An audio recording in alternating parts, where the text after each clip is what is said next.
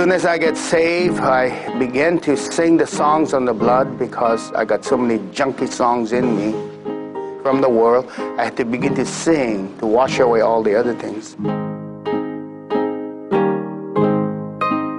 But when he got saved, my brother-in-law told me that his ukulele instrument, his favorite one, the bass guitar, ukulele, he gave it to my brother-in-law.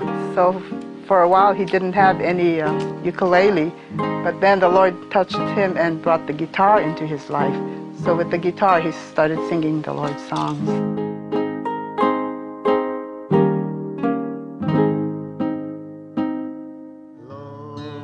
Lord, keep my heart always true.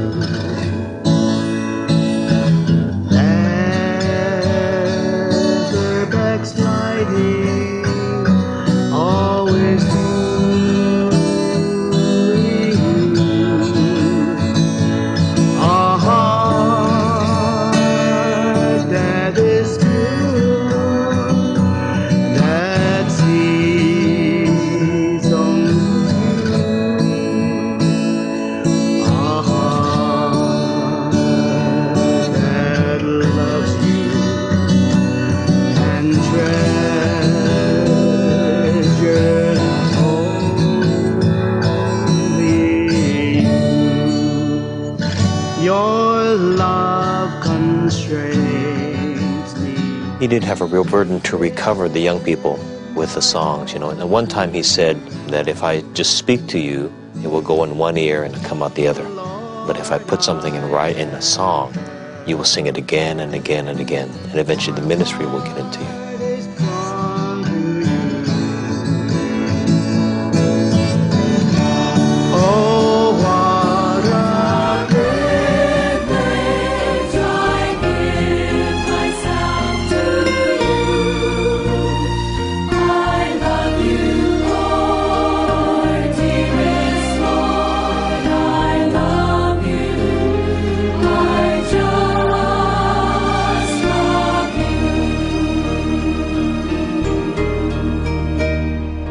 He knew that the way to the young people, though, is music, because you know how the enemy uses music to capture the young people, and so he realized how crucial it is for the young people to have songs of the Lord. Yeah, you know, singing and enjoying the Lord's songs. And so this is actually part of the reason why the songs came up, because he was so burdened, they weren't even really meeting. So he prayed and he got them together to meet, and in their meetings his burden first was that they would love the Lord again and they would consecrate themselves to the Lord. And then when that was gradually recovered, then the burden for the gospel. He wanted them to have burden for their fellow, you know, students and friends. And so many of these songs actually came out from his burden for the young people to be recovered back to their first love, to preach the gospel and bring the increase. Jesus, my first love, oh Jesus, my best love, I now return to you. Jesus, my first love, oh Jesus, my best love, I love you. I just love you. Your love has conquered me.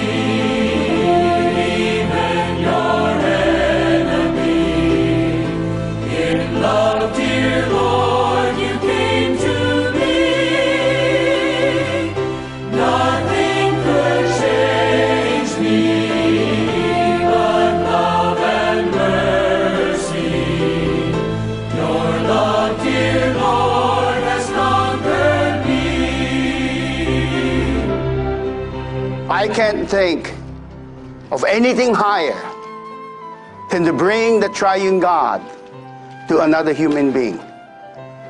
The gospel is marvelous because it deals with men. As you go on with the Lord, you will realize his whole burden is just mankind. And what a privilege it is to bring God to another human being. You taste this, the food, which no one else know. It ruins you. You know why you're created. Surely going on with the Lord is touching his burden for man from the time he's saved, shepherding, and into the church life.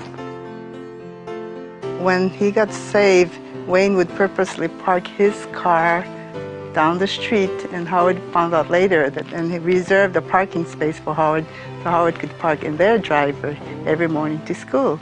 So that would give him a time to, to come to the house, and they would take care of him every day. So just from the beginning of his church life, he came into a home. So he said, if ever we get a home, it has to be by the campus. And all our homes has been by the campus since.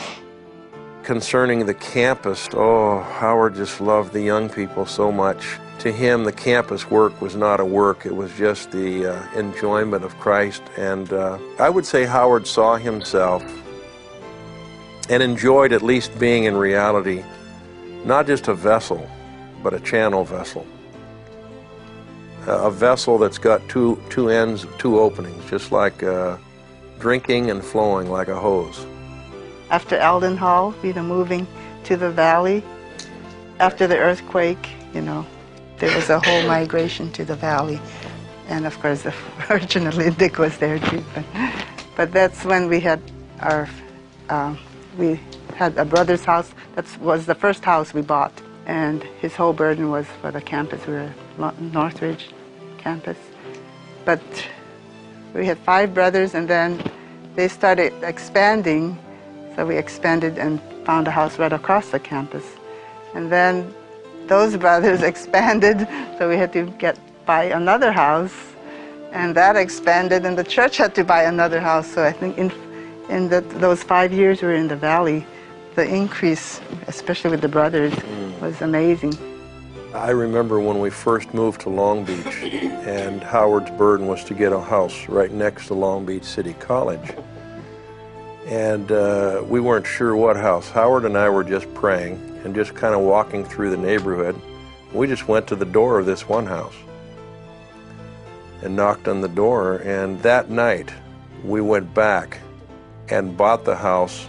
And through that house, like Lily said, not only have many people lived there, but so much traffic has come through there. Many who have been constituted with the Lord are now very useful in the Lord's recovery. I remember after I got saved, I saw my friends, and not one of them that I thought were good materials are saved. And everyone I almost never even attempt to preach are saved. From that day, I gave up my discernment. Otherwise, you go on the campus, you look around, this one is not saved. No, he'll never get saved. Oh, no. You don't know until you speak. And then even you speak, they may reject you. One time I got a call about 4:30 in the morning, I think, from Howard. He got a hold of me and he said, Brother Dick, he said, while we were sleeping, there was a guy who walked into our house, and he's sleeping on the sofa. He says, and I'm not sure what to do. He said, you think you could come over and we together could see what we could do with this person? So we just called on the Lord a little bit on the phone, and then I went over, and most people would just call the police. But Howard loved people. And I was kind of thinking, as I was driving over there, I was thinking, oh, Howard, why don't we just get this guy ejected?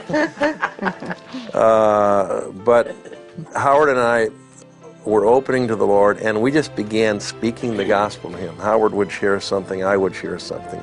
Anyway, Howard said, well, how about if we fix you breakfast? And I thought, wow.